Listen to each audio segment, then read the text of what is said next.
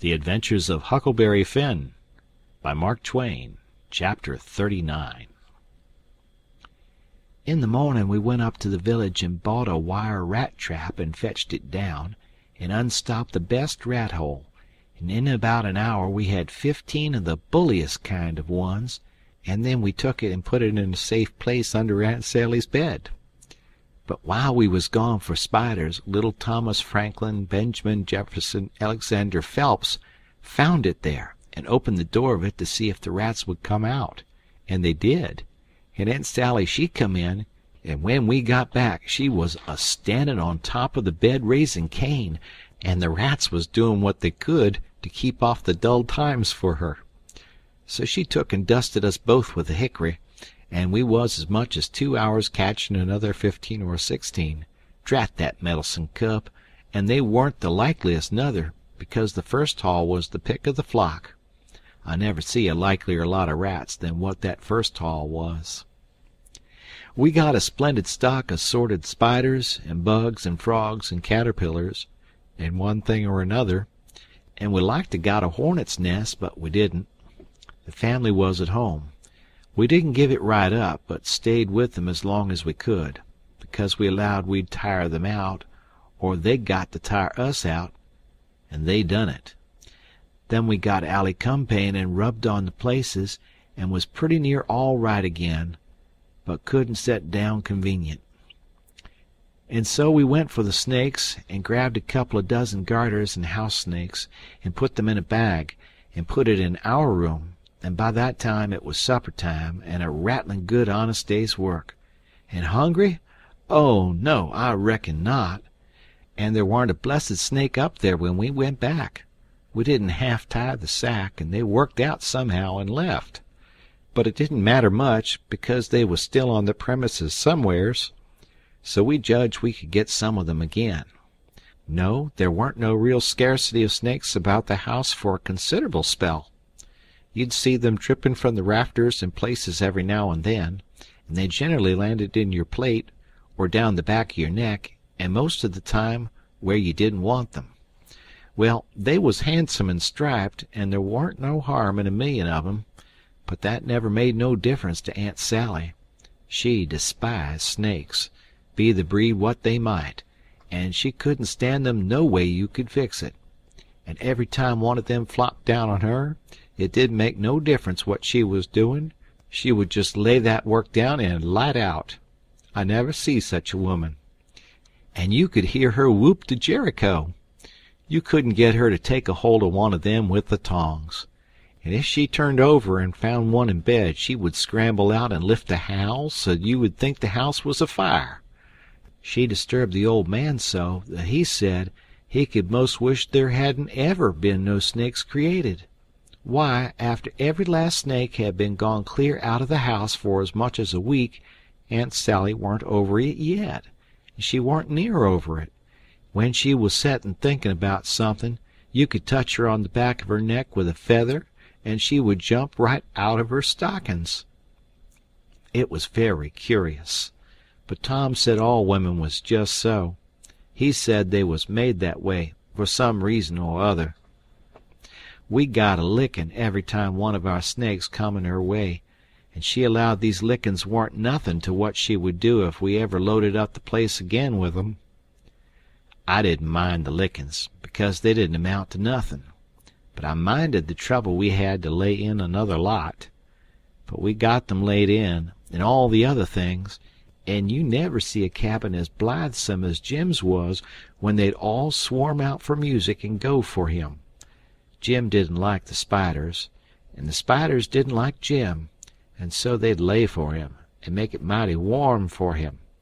And he said that between the rats and the snakes and the grindstone there warn't no room in bed for him scarcely, and when there was, a body couldn't sleep, it was so lively, and it was always lively, he said, because they never all slept at one time, but took turn about. So when the snakes was asleep, the rats was on deck, and when the rats turned in, the snakes come on watch. So he always had one gang under him in his way, and the other gang having a circus over him. and if he got up to hunt a new place, the spiders would take a chance at him as he crossed over. He said if he ever got out this time, he wouldn't ever be a prisoner again, not for a salary.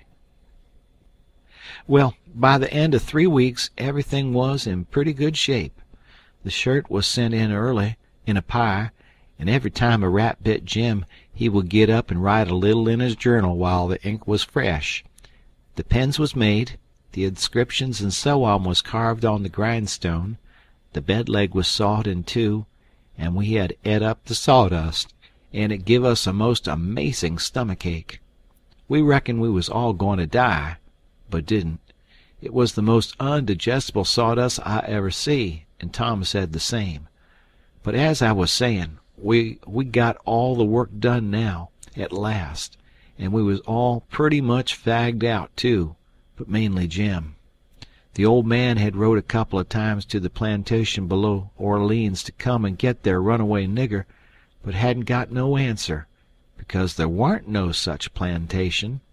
So he allowed he would advertise Jim in the St. Louis and New Orleans papers, and when he mentioned the St. Louis ones, it give me the cold shivers, and I see we had no time to lose. So Tom said, now for the anonymous letters. What's them? I says. Warnings to the people that something is up. Sometimes it's done one way, sometimes another. But there's always somebody spying around that gives notice to the governor of the castle. When Louis XVI was going to light out of the Tuileries, a servant girl done it. It's a very good way, and so is the anonymous letters. We'll use them both.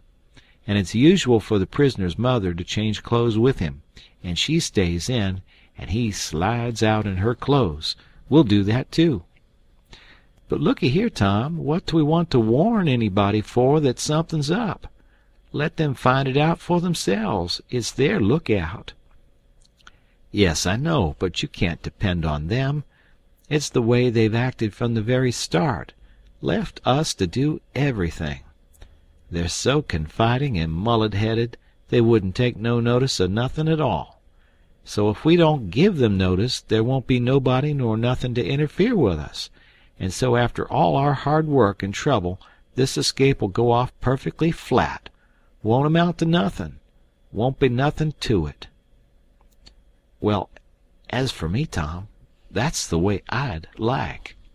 Shucks, he says, and looked disgusted. So I says, but I ain't going to make no complaint. Any way that suits you suits me. What are you going to do about the servant girl? You'll be her. You slide in the middle of the night and hook that yaller girl's frock. Why, Tom, that'll make trouble next morning, because of course she probably ain't got any but that one. I know, but you don't want it but 15 minutes to carry the anonymous letter and shove it in under the front door. All right, then, I'll do it, but I could carry it just as handy in my own togs. You wouldn't look like a servant girl then, would you? No, but there won't be nobody to see what I look like anyway. That ain't nothing to do with it. The thing for us to do is just to do our duty, and not worry about whether anybody sees us do it or not. Hain't you got no principle at all? All right, I ain't saying nothing. I'm the servant girl. Who's Jim's mother? I'm his mother. I'll hook a gown from Aunt Sally. Well, then, you'll have to stay in the cabin when me and Jim leaves. Not much. I'll stuff Jim's clothes full of straw and lay it on his bed to represent his mother in disguise, and Jim will take the nigger woman's gown off of me and wear it, and we'll all evade together. When a prisoner of style escapes, it's called an evasion. It's always called so when a king escapes, for instance. And the same with a king's son. It don't make no difference whether he's a natural one or an unnatural one. So Tom he wrote the anonymous letter, and I smooched the yaller wench's frock that night and put it on and shoved it under the front door the way Tom told me to. It said, "Beware. Trouble is brewing. Keep a sharp lookout. Unknown friend." Next night we stuck a picture, which Tom drawed in blood, of a skull and crossbones on the front door, and next night another one of a coffin on the back door. I never see a family in such a sweat. They couldn't have been worse scared if the place had been full of ghosts laying for them behind everything and under the beds and shivering through the air. If a door banged, Aunt Sally she jumped and said, "Ouch!" If anything fell, she jumped and said, "Ouch!" If you happened to touch her when she warn't noticin', she done the same. She couldn't face no way and be satisfied, because she allowed there was something behind her every time, so she was always a-whirling around sudden and saying, "Ouch!" and before she'd got 2/3 around she'd whirl back again and say it again, and she was afraid to go to bed, but she dasn't set up. So the thing was working very well, Tom said. He said he never see a thing work more satisfactory. He said it showed it was done right. So we said, now for the grand bulge.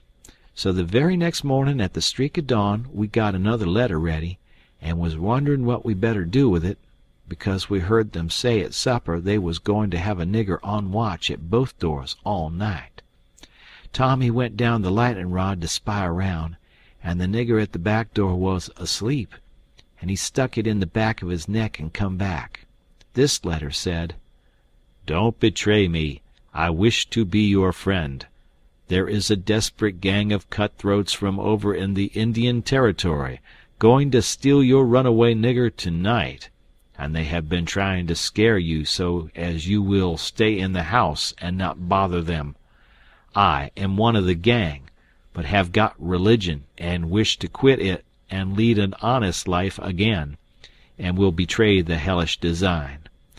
They will sneak down from northards along the fence at midnight exact, with a false key, and go in the nigger's cabin to get him. I am to be off a piece and blow a tin horn if I see any danger, but 'stead of that I will baa like a sheep soon as they get in and not blow at all. Then whilst they are getting his chains loose, you slip there and lock them in, and can kill them at your leisure. Don't do anything but just the way I am telling you. If you do, they will suspicion something and raise whoop jamboree hoo. I do not wish any reward, but to know I have done the right thing. Unknown friend. End of chapter.